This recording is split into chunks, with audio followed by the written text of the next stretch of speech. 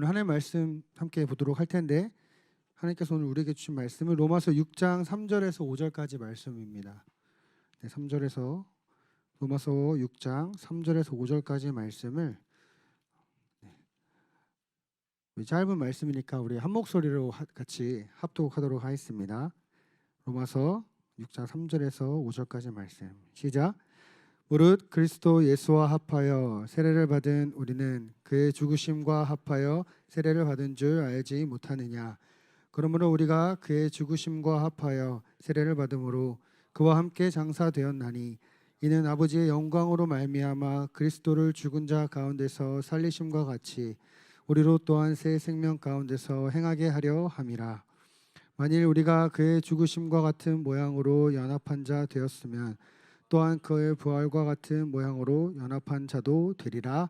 아멘. 방금 읽은 로마서 6장 3절에서 5절까지 말씀을 가지고 그리스도와 하나됨의 행복, 그리스도와 하나됨의 행복이라는 제목으로 담임 목사님께서 나오셔서 귀한 은혜의 말씀을 나누실 텐데, 우리 나오실 때 우리 할렐루야로 화답해 주시기 바랍니다. 할렐루야.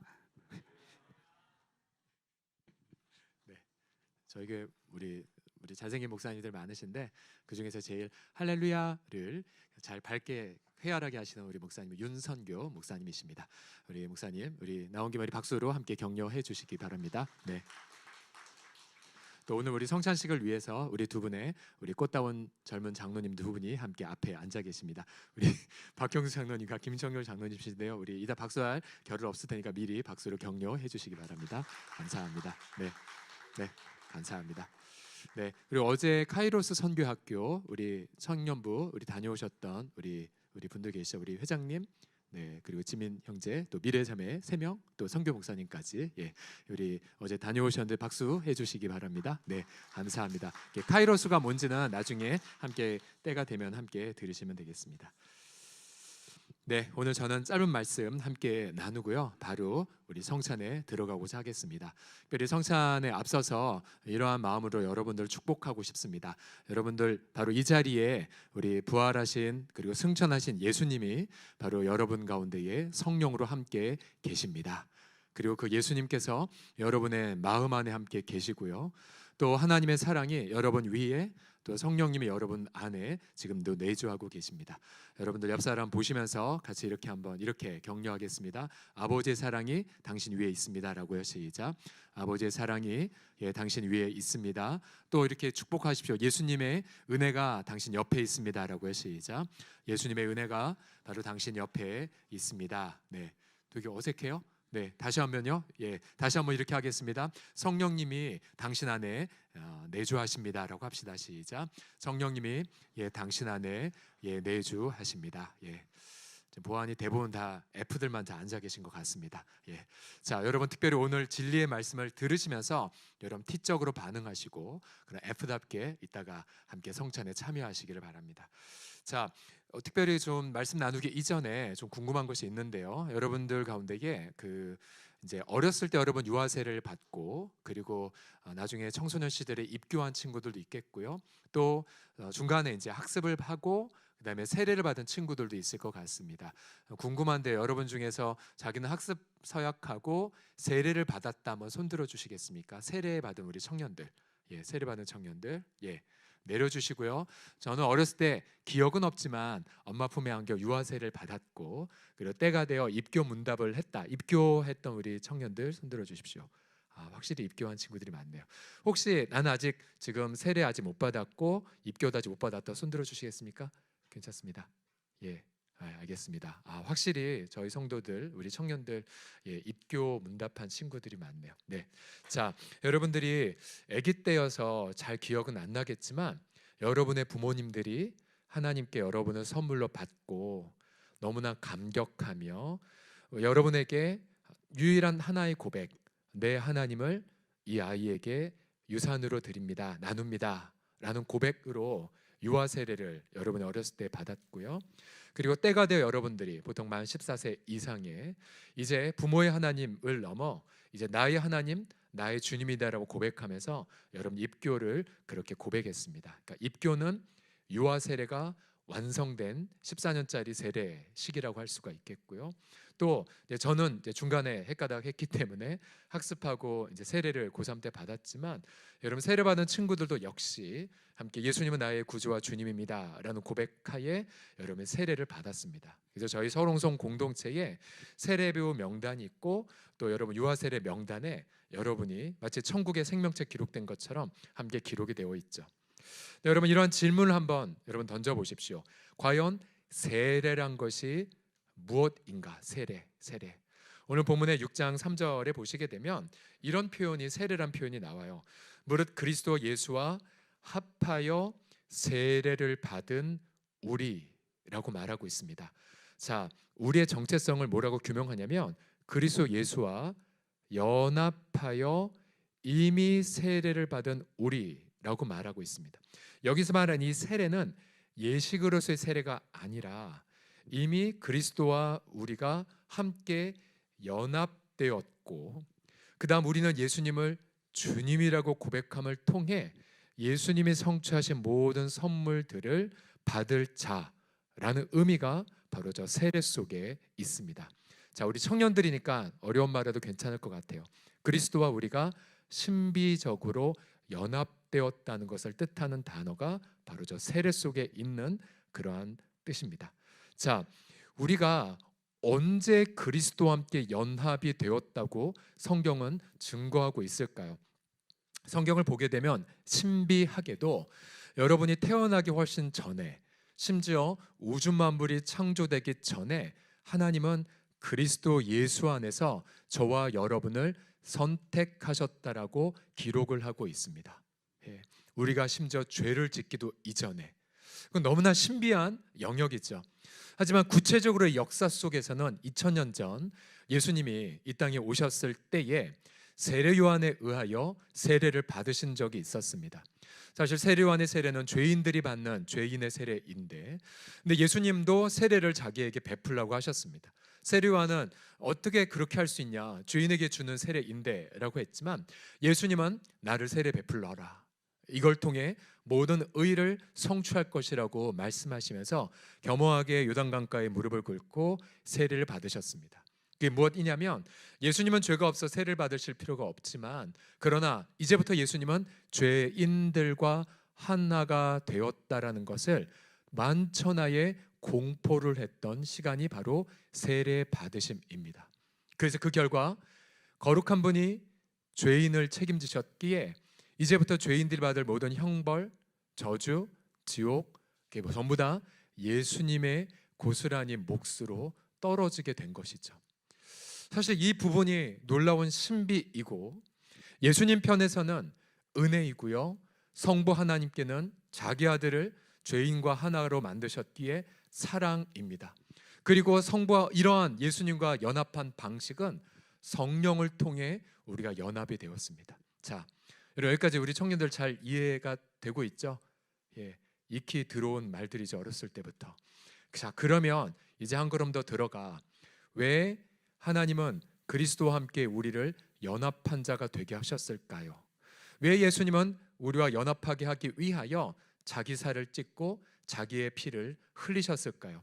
오늘 두 가지를 함께 본문을 통해서 함께 나누길 원합니다. 첫 번째로 무엇이냐면, 바로 우리가 함께 연합된 이유가 무엇이냐면 주님과 함께 죽음을 경험하기 위해서예요. 주님과 함께 죽음을 경험하기 위해서. 우리가 제가 지금 약간 뉘앙스를 다르게 제 설교를 하고 있는데, 자, 자막에 보시면 그리스도와 하나됨의 행복을 누리려면 해서 첫 번째 1번을 같이 한번 이렇게 보여주십시오. 주님과 함께 죄에 대해서 죽었음을 믿으라라고요. 우리 1번 같이 읽겠습니다. 시작. 그리스도 주님과 함께 죄에 대해서 죽었음을 믿으라. 자, 로마서 6장 23절에 보게 되면 우리의 경험과 달리 이렇게 완료형으로 말하고 있습니다. 6장 23절 같이 읽어봅시다. 시작. 그럴 수 없느니라 죄에 대하여 죽은 우리가 어찌 그 가운데 더 살리요. 무릇 그리스도 예수와 합하여 세례를 받은 우리는 그의 죽으심과 합하여 세례를 받은 줄을 알지 못하느냐. 2000년 전 예수님이 팔레스타인 예루살렘에서 십자가에 못 박혀 사형 판결을 받고 죽으셨습니다. 근데 성경은 우리도 그와 함께 그때 죽었다라고 선포하고 있습니다. 아직 우리의 심장은 박동하고 있고 아직 우리는 물리적으로 살아 있음에도 불구하고 성경은 우리가 죄에 대해서 죽었다라고 말하고 있어요. 이것이 놀라운 신비이면서 엄청난 소식입니다. 왜냐하면 죄에 대해서 죽었다라는 것이 무슨 뜻이냐면 우리는 태어날 때부터 죄의 노예로 태어났어요. 그래서 여러분들 학습하지 않아도 거짓말을, 여러분이 배우지 않았어도 하나님을 마음에 몰아내고요, 심지어 하나님을 향한 적의를 갖고 있는 것이 저와 여러분들입니다. 예. 여러분이 어렸을 때도 착하게 신앙생활한 분들이 대부분이겠지만 저희 경우를 보더라도 저는 처음부터 예수님이 싫었었고 또 처음부터 하나님을 향한 적개심이 있었어요. 근데 그게 바로 죄의 정체거든요. 그리고 스스로 내가 하나님이 되고자 하는 교만이 아주 뿌리 깊게 우리 인격 속에 자리 잡은 것이 인간의 본성입니다. 어느 누구도 그 죄에서 빠져나갈 수가 없어요. 40일 금식해도 안 되고요, 저 멀리 예루살렘 성지를 다녀와도 안 됩니다. 또 매일 365일을 절기로 지켜서 금식한들 구제한들 소용이 없습니다. 왜요? 우리는 이미 죄의 노예로 태어났기에. 그래서 마틴 루터 종교개혁가는 바로 인간을 노예 의지를 가진 자 말이 있는데, 그 말을 인간으로 비유하자면 죄라는 폭군이 인간을 타서 그렇게 죄 마음대로 다스리는, 인간에게 자유의지가 있다는 것은 하나의 희망이고 신규에 불과합니다. 그런데 성경은 하나님께서의 방법이 무엇이냐면 우리를 결국 신비적 방식으로 그리스도와 연합하게 하셨고 결국 온 인류의 또 다른 대표로 그리스도를 죽게 하실 때에 우리도 죄에 대해서 죽게끔 하셨다는 사실이죠.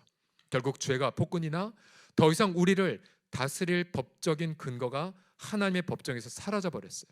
왜요? 바로 그리스도께서 우리 대신에 죄의 형벌을 지불하셨기에, 그리고 그리스도께서 우리와 함께 죽으셨기에 죄가 더 이상 우리를 주장할 수 없는 상태, 이것이 바로 성경이 우리에게 말하는 놀라운 복된 소식입니다. 그래서 로마서 6장 6절을 보시면 같이 읽어볼까요? 시작.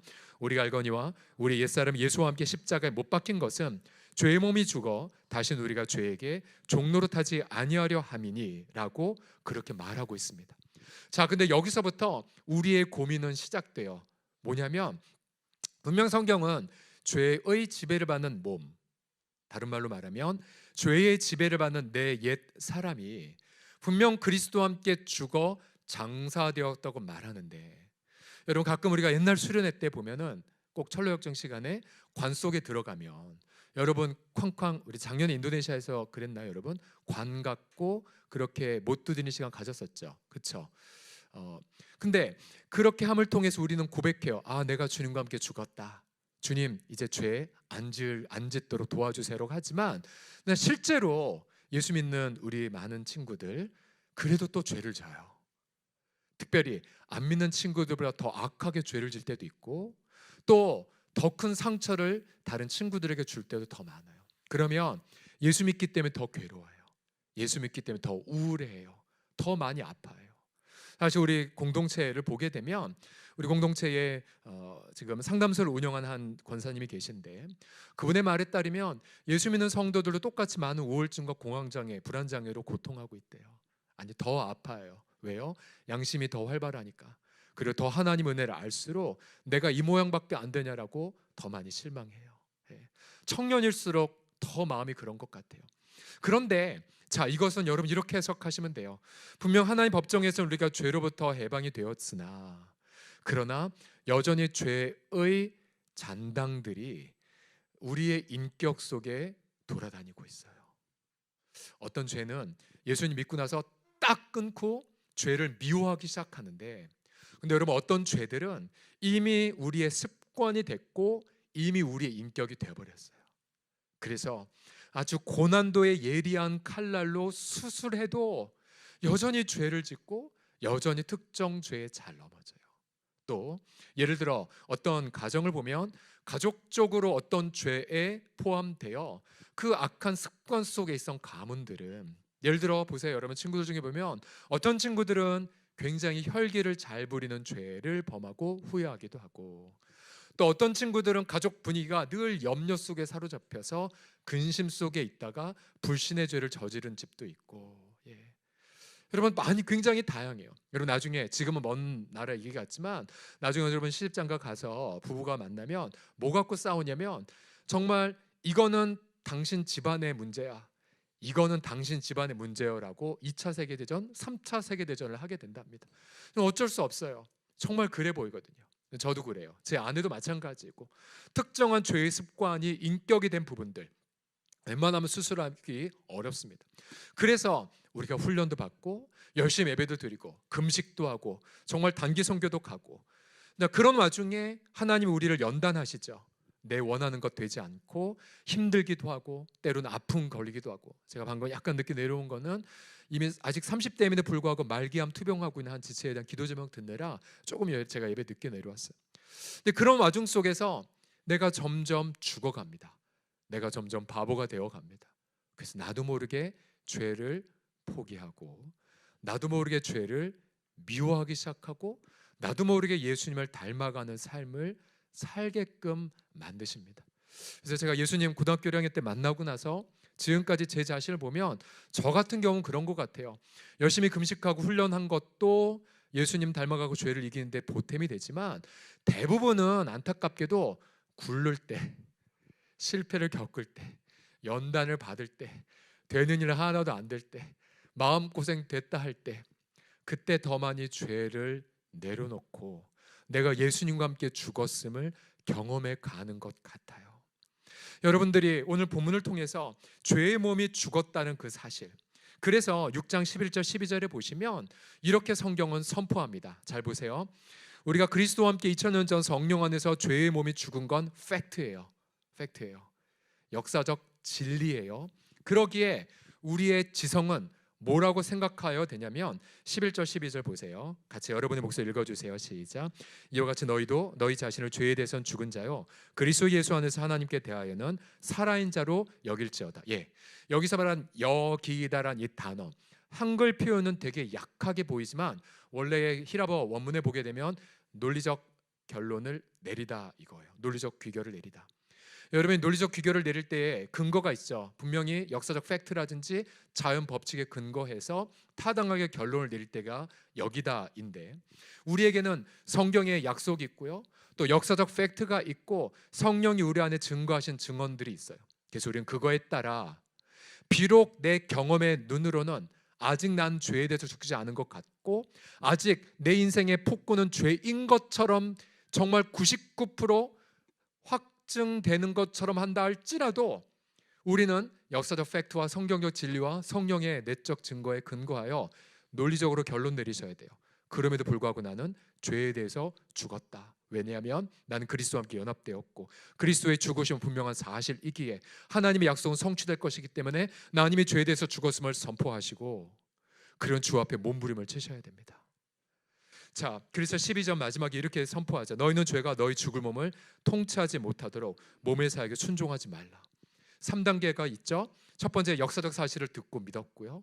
그 다음에 논리적 귀결로 내가 그렇게 죄에서 죽었음을 여기고 마지막 그러기 때문에 여러분들이 순종하지 않는 분투가 있어야 됩니다. 이 세 가지의 단계, 세 가지의 단계. 이것이 바로 우리의 신앙생활의 핵심이라고 할 수가 있습니다. 오늘 우리가 성찬을 통하여서 여러분 분명하게 다시 한번 확인하실 거예요. 우리 이렇게 되게 부드러운 떡을 그렇게 먹지만 실제로 예수님의 몸은 십자가에 갈기갈기 찢어졌다는 것, 채찍에 맞아 그의 뼈가 보일 만큼 과다출혈이 되었다는 부분들, 무엇보다도 그의 마음을 갈기갈기 찢어놓은 조롱과 모욕 속에서 예수님이 목표한 듯 한 가지였죠. 내 생명 자기의 택한 백성들과 나누리라. 그래서 내가 이런 대가를 지불해서라도 우리와 하나가 되게 하리라는 주님의 사랑의 결심을 여러분 성찬을 통해 확인하게 될 겁니다. 두 번째로는 그리스도께서 왜 우리와 하나가 되셨냐면 죽음과 함께 하나가 되었다면 이제 주님의 부활과도 함께 되어야 되죠. 두 번째를 같이 여러분 읽어주세요. 주님과 함께 새 생명으로 사는 것을 누리라라고요. 시작. 주님과 함께, 다시 한번 시작. 주님과 함께 새 생명으로 사는 것을 누리라. 여러분 죽음과 함께였다면 부활도 역시 우리와 함께해요. 6장 4절을 보시면 너무나 놀라운 복음을 여기서 말하고 있습니다. 6장 4절을 보여주십시오. 보세요. 그러므로 우리가 그의 죽으심과 합하여 이미 세례를 받았다. 그러면 이제 그와 함께 장사가 되었어요. 신기하죠? 우리는 아직 지금 숨 쉬는데 이미 우리는 장사되었대요. 누구 앞에서? 죄 앞에서. 저 죄가 우리를 어찌할지 몰라요. 마귀가 우리를 어떻게 할 수가 없어요. 법적 권한이 하나도 없어요. 그래서 장사가 되었어요. 이미 우리는 죽은 자들이에요. 여러분이 주님 앞에서 내가 죽은 자임을 계속 묵상하시는 게 필요해요. 사실은 제가 이번 주에 장례를 4번 이렇게 섬겼는데요. 그런데 대부분의 공통점이 하나 있었어요. 되게 고령자이셨고 굉장히 기도 많이 하셨던 분들이셨어요. 화요일 날 갔던 충북 영동의 장례식장은 정말 시골이었지만 그 속에서 그 분이 어렸을 때 아무도 안 믿는 가운데에 자녀를 이렇게 6남매 두고 이제 아들을 두었는데 그 아들이 시름시름 앓았고, 그래서 그 아들을 살리기 위해서 점집에 찾아갔더니 점쟁이의 점괘가 뭐냐면 이거는 병 못 고칩니다. 교회를 가야 고칩니다라는 점괘를 받고, 그 어머님이 어린 아들 데리고 교회에 가서 열심히 신앙생활하고 기도했더니 결국은 다 치유돼서 그때부터 주야로 기도하는 분이셨대요. 그리고는 그 자녀들 8남매가 모두가 다 목사, 권사, 장로님들이 되었고, 그리고 그 시름시름 앓았던 분은 선교사님이 되셨어요. 그분 누군지 아세요? 재작년에 우리 청년들 체코 가서 만났던 한정훈 선교사님의 스토리예요. 한정훈 선교사 어머님이 소천하신 거였거든요. 여러분, 그렇게 우리가 인생 속에서 이런 것들을 겪을 때에 여러분, 우리는 죽음의 의미를 이렇게 받아들이셔야 돼요. 나는 이미 주님과 함께 죽었기에. 서경철이란 이름이 그리스도와 함께 이미 끝나버렸어요. 여러분, 끝났기 때문에 이게 뭘 뜻하는 줄 아세요? 더 이상 이제 앞으로 남은 이 하루의 인생은 더 이상 내 게 아니에요. 서경철의 이름으로 사는 인생이 아니에요. 이제 이 하루가 내게 주어졌다는 것이 무엇이냐면 결국은 예수님 안에서 다시 부활해서 주님이 주신 선물과 같은 하루가 바로 2024년 오늘이라는 하루예요. 그래서 우리 6장 4절을 이렇게 증거하고 있어요. 그와 함께 장사가 되었기에 이는 아버지의 영광으로 말미암아 그리스도를 죽은 자 가운데 살리심과 같이 우리로 또한 새 생명 가운데서 행하게 하려 함이라고요. 이제 오늘 하루는 주님이 주신 선물이에요. 누구와 함께? 예수님과 함께 걸어갈 하루입니다. 우리 청년들이 입시나 또 이성교제나 또 내 어떤 하려는 일에 사정없이 실패를 겪었을 때에, 제가 이제 좀 이렇게 덕후처럼 볼 드라마가 하나 나왔는데 화백이라는 시리즈가 이제 시작이 됐어요. 그래서 어제 좀 보다가 말았는데, 화백이 뭐냐면 젊은 혹은 늙은 화가 지망생들 100명이 처음에 미션이 자화상 그리는 거예요. 냈어요. 근데 3명의 이 심사위원들이 가차없이 난 지원하되 후원하지 않겠습니다. 심지어 70만 원 할아버지가 되게 멋지게 자화상을 냈는데 그 심사위원 3명이 당신은 예술가입니다. 그래서 난 당신을 응원하지만 후원하지 않겠습니다고 불합격시켰어요. 그러니까 막 난도질 당하는 그 심경을 그 드라마에서 시리즈에서 보고 있는데, 여러분, 만약 우리가 그렇게 내가 소중한 그림을 내었든지 혹은 내 인생에 정말 그림보다 더 소중한 작품을 만들었던, 근데 그것이 누군가에게 짓밟히거나 누군가에게 모욕당하거나 누구의 갈기하게 찢겨졌을 때에라도 잊지 마세요. 여러분은 그것 때문에 망하는 것이 아니라 이미 여러분과 저는 그리스도 안에서 이미 어떤 면에서 망한 자들입니다. 여러분, 이 사실을 아시겠어요? 이미 우리가 주님과 함께 죽은 자들이에요. 더 이상 여러분의 이름 석자론 소망이 없어요. 굳이 세상에서 여러분의 실패, 굳이 세상에서 여러분을 향한 모욕을 당하기 이전에 전능하신 하나님 앞에서 이미 우리는 성공할 수가 없는 자였어요. 철저하게 그리스도 안에서 죽음을 당했어요. 만약 우리가 그리스도와 함께 죽었다는 것을 받아들인 그 순간 역설적으로 소망이 생깁니다. 왜요? 내가 이미 하나님과 앞에서 예수님과 함께 연합되어 죽은 자가 되었구나. 사실 오늘 2부 예배 때에 11시 예배 때에 한부 예배 때에 되게 뜻깊은 학습이 있었어요. 성도들 아는 분들은 아세요. 우리 한부모 자매들이 학습을 받았거든요. 여러분, 이것이 차지하는 의미가 얼마나 큰지 몰라요. 사실은 좋은 배우자 만나기 위해 노력했지만 실패를 겪고, 남자들은 다 자신을 떠났고 자기 홀로 외롭게 그렇게 입양 보내지도 않은 채 어린애기를 책임지려는 그 두려움과 죄책감과 사람들의 엄청난 시선들이 있거든요. 근데 너무 감사한 건 저희 공동체가 가장 어르신들이 많은 예배를 할지라도 한부모 자매들이 와서 함께 예배드릴 만한 성숙한 공동체가 되어가고 있고, 이제 그들 중에 어떤 친구는 저 멀리, 굉장히 멀리 버스 한 2번 타고 오시는 지체들도 있어요. 그들도 당장에 예수 앞에 가서 신앙 고백하고 함께 신앙생활을 하고 있어요. 여러분, 이게 뭔 줄 아세요? 이미 우리는 그리스도 안에서 내가 받을 모욕, 내가 받을 형벌 이미 다 받았어요. 이미 여러분 석자로 끝났다니까요. 우리의 신앙생활의 비극이 뭐예요? 여러분 석자로 뭔가 해보려고, 여러분 석자로 뭔가를 이루기 위해서 갈 때, 여러분 그게 이제 실패의 연속일 뿐이에요. 근데 여러분 더 희망이 뭔지 아십니까? 그걸로만 끝난 것이 아니라 바로 아버지의 영광으로 말미암아 그리스도를 죽은 자 가운데서 다시 살리신과 같이 우리로 또한 새 생명 가운데서 날마다 걸어가게 하신다는 사실이에요. 자, 주님이 부활하실 때 저와 여러분도 성령 안에서 함께 부활했다고 성경은 선포합니다. 난 아직 부활하지 않았는데, 여러분 주님 오시면 우리 육체가 부활하겠지만 그 전에 성령을 통해 우리는 예수님의 죽음을 이긴 생명을 지금도 우리는 경험하고 있어요. 그래서 우리는 베드로전서에 따르면 이 날마다 새로운 꿈을 꿀 수가 있답니다. 베드로서 1장 3절을 다 같이 읽어볼까요? 시작.